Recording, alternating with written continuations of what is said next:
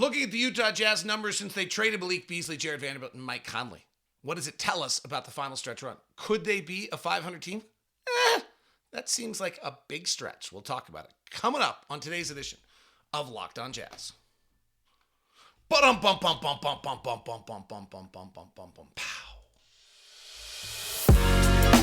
You are Locked On Jazz, your daily podcast on the Utah Jazz. Part of the Locked On Podcast Network, your team every day. It is the February 28th edition of Locked On Jazz. The Utah Jazz traded Mike Conley on the 8th of February. What does their differential tell us after 7 games? What players are stepping up? And in a Western Conference where teams are falling off right and left, is the play-in a realistic possibility for the Jazz before they embark on this massive road trip? We're looking at all of those things, plus LeBron James' extended time out injury has massive impact on the West and the Utah Jazz at the end of the schedule.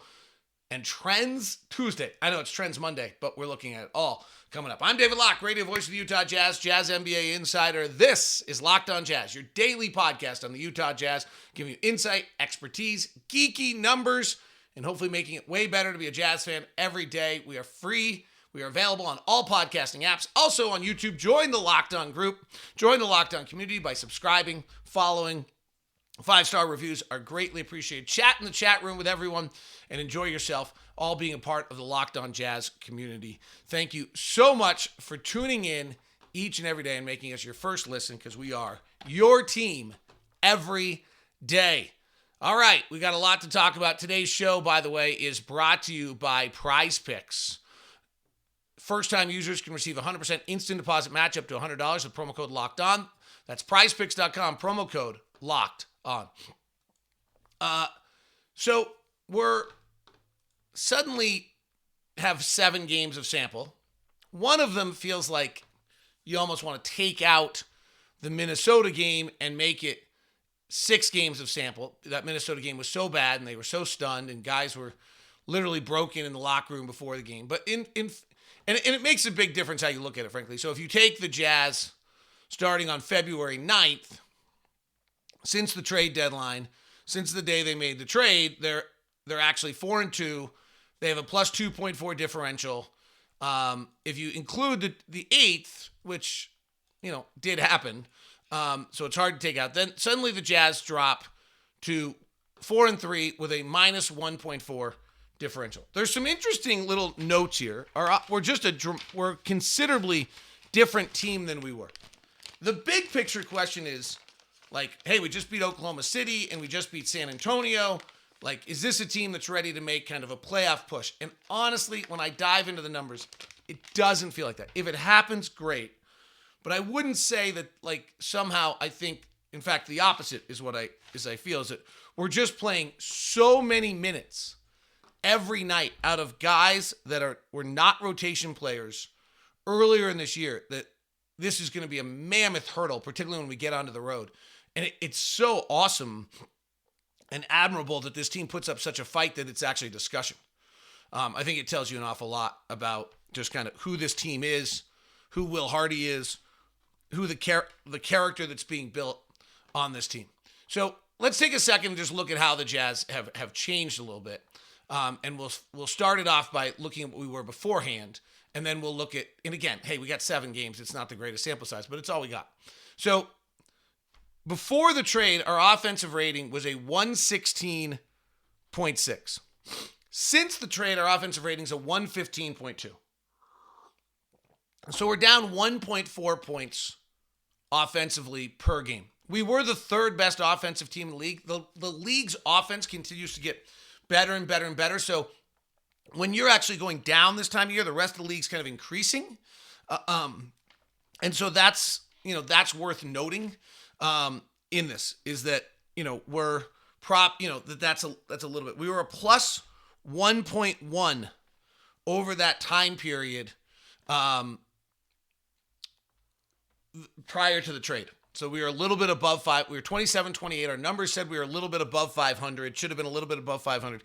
That seemed like a really good representation of who the Jazz were at that point. We were 26th in the league defensively, which obviously needed to get improved, and we are third in the league offensively. Now, since then, and again, I mentioned it a moment ago, I find myself like with this tendency to want to do these numbers without that Minnesota game, and then they look so much better, but it happened. We're now a negative 1.4 differential, so that's a pretty big change. That's a 2.5 point differential.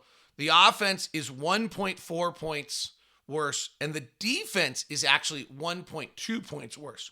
Now, as I mentioned a moment ago, the average offense in this span is a 115.2. The league average for the year is a 113.6. So what does that mean?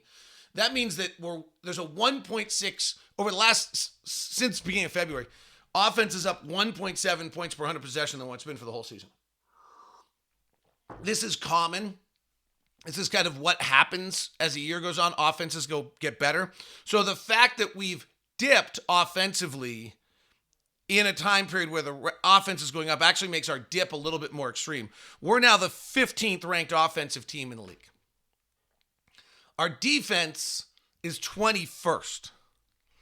Those indicators don't lead you to believe this is a team that's about to go on a 6-game road trip and launch. And I think you have to just and I think that's fair.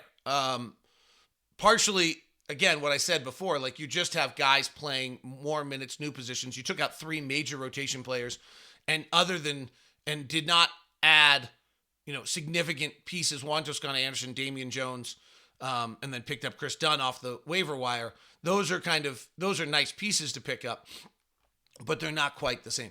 The other one is just what our ability to shoot the 3 is offensively is so dramatically different than what we were before. That's where maybe it's most obvious. If you look back to February 8th, and we've taken one of the highest rates of any team in the league on threes this year. That we launch them with great frequency and with success. We are now the 5th ranked team in the NBA of taking threes. We've been kind of 2, 3, or 4 throughout the year. If we go look at it since the trade deadline or since our trade, it's a very different number. And you lose Mike Conley and you lose Malik Beasley, and you have just very, very different ability to get threes off. We now rank 16th in the league, 17th in the league at 33.8% of getting threes off. So we've gone from a top team at over 40% down to 33% of our shots as threes. Much, much more difficult way for us to survive. The other one is that we're not making them at anywhere nearly the same rate. We're now 21st in the league in this same time period it makes. Understandably, we lost 2 40% three-point shooters. So that's the biggest area where the offense has slipped. Now, where the offense has survived is really interesting. And this is, the resiliency of this group trying to figure out how they're going to do this. I believe we're the number 1 offensive rebounding team since the trade. And that is how we're surviving offensively right now. If you look at our 4 factors, which is shooting, turnover rate, offensive rebounding rate, and free throw rate, we're 18th in shooting. We're 29th at taking care of the ball. No surprise, we don't have a natural point guard. We're the 2nd best offensive rebounding team in the league at 33.5, and we're the 9th best at getting to the line. So we've really transformed every way in which we're playing offensively, and frankly, not as well. What's interesting on the defensive end is since the trade, we're the 5th best team in the league in effective field goal percentage defense. We're last in the league forcing turnovers. We've kind of gotten into this shell defensively and force bad shots, which is great. I'm a believer in this. We're not fouling and we're forcing bad shots, which is a great combination, frankly. And we're 23rd in the league in defensive rebounding. We've got a problem where we commit a lot of turnovers and we allow a lot of offensive rebounds. But we don't force turnovers. But that's pretty interesting that over the last 7 games, we're suddenly showing signs of that elite defensive team. The first thing you're going to do if you're going to be an elite defensive team is you're going to stop shots, right? So if you look at the top 10, let me do it for the whole season. I was just doing it for this stretch.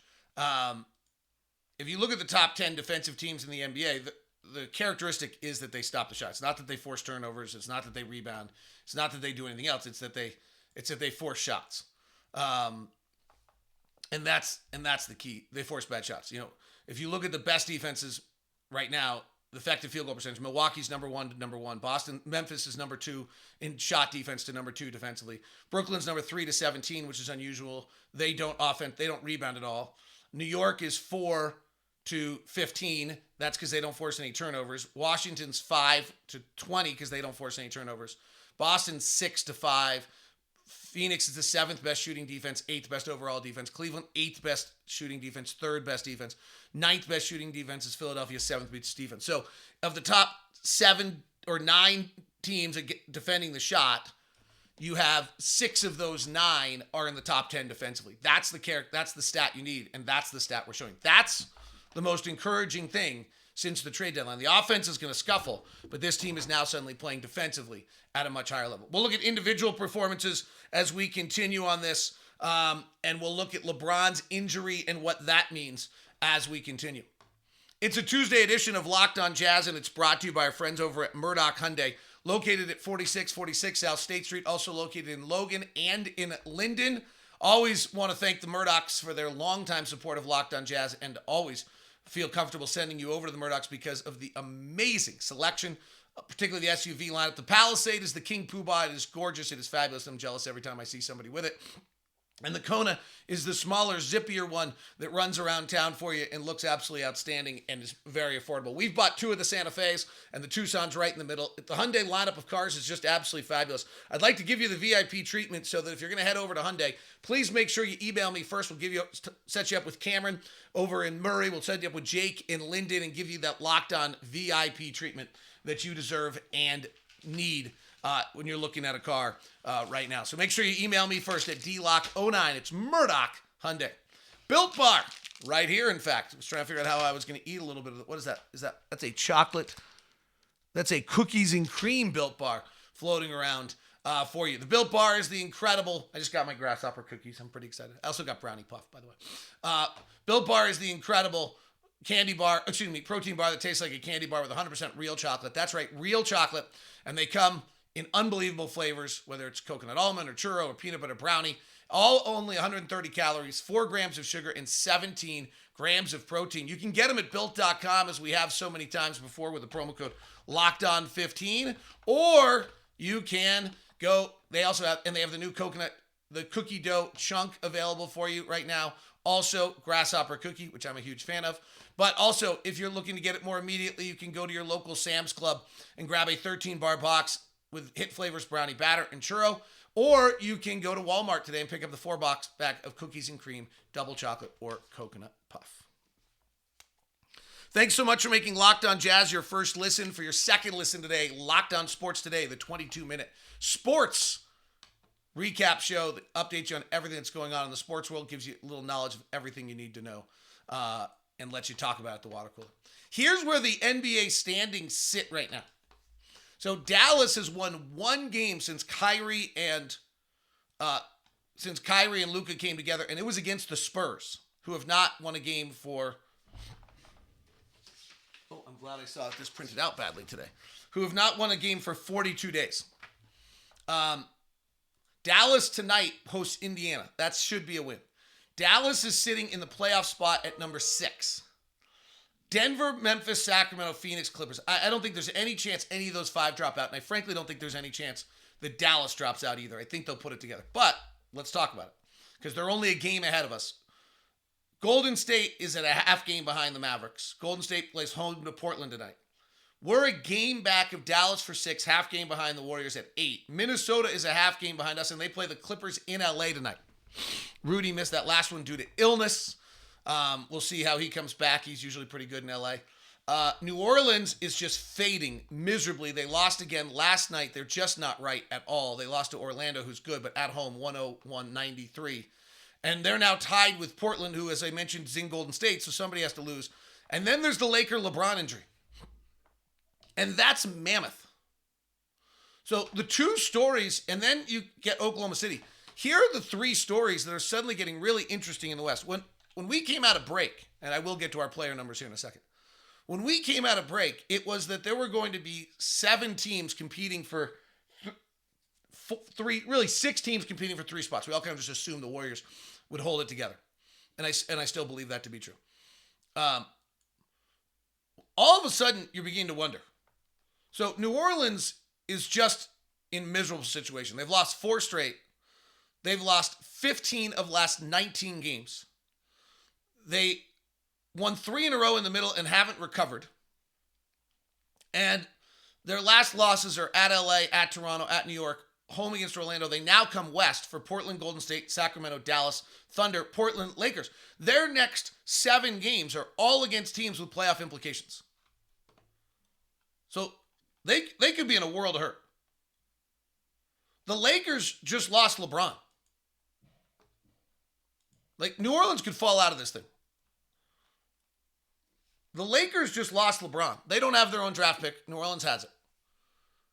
They play their next stretch. This is going to be the stretch of games that they do not have LeBron. Now, they're fortunate they're home, and no one knows how long LeBron's out. And frankly, if they don't play this stretch, like, we're talking weeks, we get into March, there's like 15 games left in a long road trip. Like, you just wonder. The Lakers are only a half game behind the Pelicans, who are fading, right? So they still can maybe make the play-in even without LeBron, because Anthony Davis has been great. But they go to Memphis, go to Oklahoma City, Minnesota, Golden State, Memphis, Toronto, New York, New Orleans. Like, their next 8 games, which they've come through this stretch. We notified this right out of the break that this was just an incredible stretch for them. They've been 3-0. They've been great. But now they have to do it without LeBron. They're much better equipped to handle it without LeBron, because now Russell's not taking 20 shots, but it's still trying to do it without LeBron. The one that's interesting is Oklahoma City. They suddenly have sat Shai Gilgeous-Alexander for the last 2 games. I'm sure he's hurt, but they've sat him the last 2 games. I'm sure they're being cautious. They very quietly have lost 4 out of 5. Their one win in that stretch is to the Rockets. They have lost 6 out of 8. They've got the Kings at home, the Lakers and the Jazz home twice, and the Warriors at home. So they have a 5-game homestand right now. It'll be interesting to see what they do. They then play Phoenix and New Orleans on the backside. There's this 8-game stretch here where they suddenly are dictating what they're doing. And then Portland, who is definitely trying to win, suddenly might work they're tied right now. I think they work their way back in. But what I'm trying to tell you is, like, there's suddenly a chance that we had 6 teams competing for 3 spots. We may only have 4 teams competing for 3 spots. We may only have 3 teams competing for 3 spots. And then there's a real question whether we can hold this together. But Portland has lost 5 of their last 8. They beat the Warriors, they beat the Lakers, and they beat the Rockets. But they've lost some games in there they shouldn't have lost. And their next stretch is Golden State tonight, back-to-back home against New Orleans. And then they go to Atlanta, Orlando, Detroit, Boston, Philly, New Orleans. They're going to go do the same thing we're doing, which is sit themselves on the road for 13 days. So super interesting to watch the next week and a half here in the Western Conference playoffs, because LeBron's injury suddenly might knock the Lakers out. The other wild card on this one is, let's assume for a second the worst on the Lakers, which never breaks anyone's heart. But let's assume that they can't hold it together without LeBron. I actually think they're equipped to be able to be about 500 without LeBron. But just from a playoff standpoint, here's what gets super interesting to me. Their final 5 games of the year, the only team they play that is in this kind of middle pack realm, their 6th game of the year left is against Minnesota. But that's March 31st. That seems like it's early to pull. But if they suddenly fall out of it, like 3 or 4 games left in the season, and the Lakers are out of it, and they're going to pull the dogs off, the only team they play down the stretch is the Utah Jazz. They play the Clippers and the Suns. I think they're in that top 5, no question. They play at Utah, and we finish the season at LA on the final game of the season. 2 of our final 4 games are against the Lakers. 2 of their final 4 games are against the Jazz. There's a chance the Jazz are the benefactor of LeBron's injury in a way that it doesn't impact anyone else, where the Jazz suddenly might sneak an extra win or 2. If the Pelicans were to really, really fall out of it, the same thing is true. Their final 5 games are Clippers, Kings, Memphis, Knicks, and then the Timberwolves on the last night of the year in Minnesota. So Minnesota might gain a 1-game advantage if they really, really fall out of it. And we'll watch what happens with the Thunder. The Thunder have just let it rip on the bottom half of the standings enough. You begin to wonder right now whether they're up to something. If that's the case, the benefactor is the Utah Jazz. Because we play them 3 more times the rest of the year. They don't play anyone else 3 more times. And of the teams that are in the playoff, the play-in thing, Oklahoma City themselves should be in it. So this may not be true, but it does feel a little funky right now. Is they play the Pelicans once. They play the Lakers once. They play the Blazers once. And that's it. If teams are about to fall out of this, the benefactor of this is your Utah Jazz. Where I thought, I think the Jazz to make the playoffs have to go 12-10. Their final 22 games. I think I'm going to stay to where I started the day. I think that's a mammoth task for what this roster is right now. They've overwhelmed and surprised us, as Will said the other day. Stop being surprised. According to 538, I believe the play-in number is 41 still. The Lakers at 41, the Timberwolves at 41, I think are the final 2 teams in. Jazz and Pelicans at 40, or one of us might. Oh, no, the final team in now is 40. So 41 to me is the number you still have to get to stay at 500. Can the Jazz play 500 the rest of the way? I think that's a huge task. We'll look at the Jazz and the numbers we've seen since then. Tonight would be, though, if you're going to start playing 500 the rest of the way, you get tonight against the Spurs. You get one of the 2 against the Thunder. The Lakers give you 2. There's 4. You're looking for 10, right? Okay. You've got another one, I think. You got a Charlotte. There's 5. Can you go find 5 more along the way? And now all of a sudden, you're talking about playing a plan. It's kind of great. It's really, really kind of great. All right, we'll look at the Jazz individual player numbers here in just a second.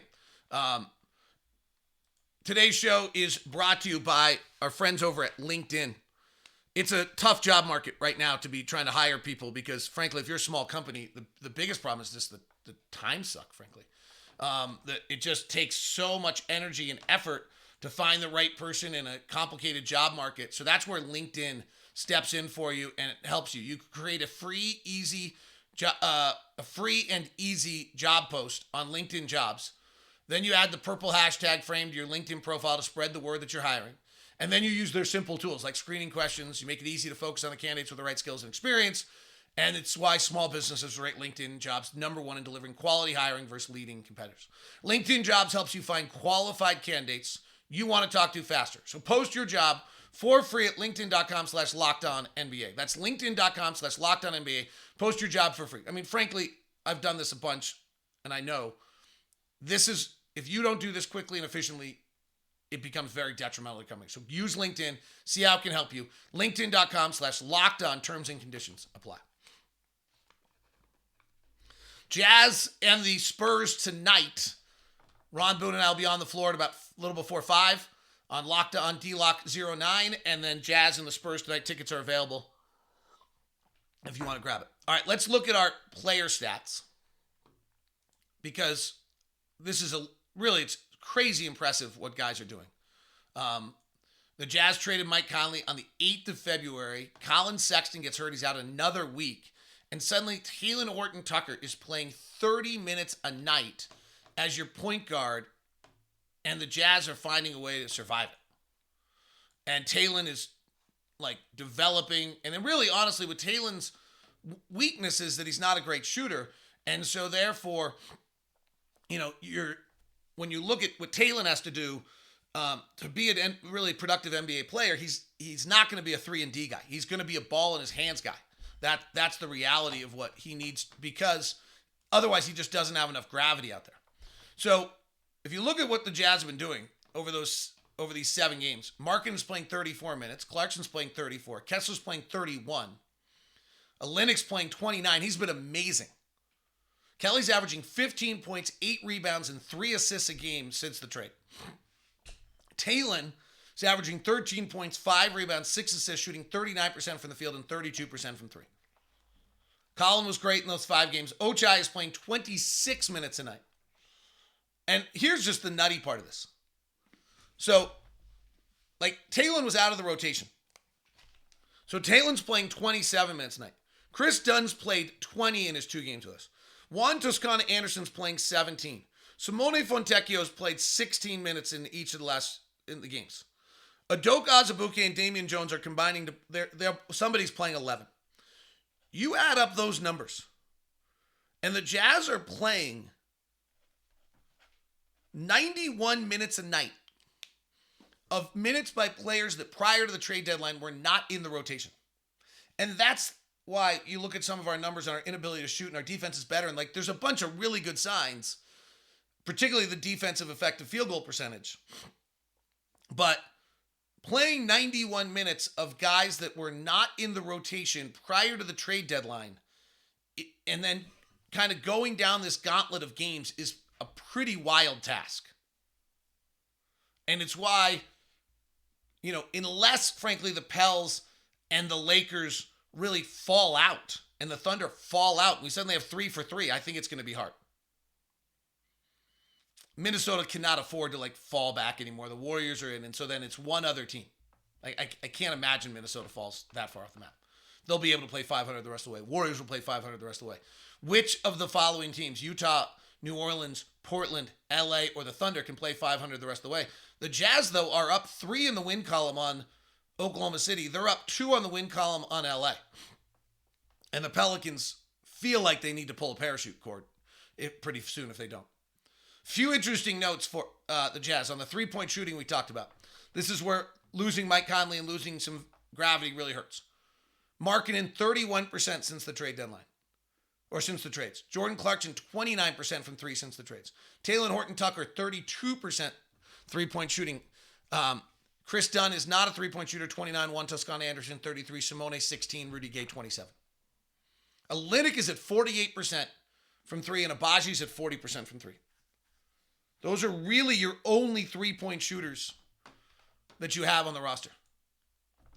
Talen's averaging 6 assists. Jordan's averaging 5. Colin was averaging 5. It'd be nice to get Colin back at some point. Chris Dunn's averaging 4. So that you are moving it. You are trying to move it. It's not lack of it. But Jordan Clarkson and Lauri Markkanen are getting very little airspace right now. Somehow Lowry's averaging 29 points a game. Jordan's averaging 19. It's pretty awesome. Kelly Olynyk's been the real star. Very quietly and subtly playing incredible basketball. And Jordan is 41% from the field, 29% from 3, lacking efficiency, but without that space, that's pretty impressive. 4 turnovers a game. So getting difficult there. All right, quick look at the trends. We always like to do this.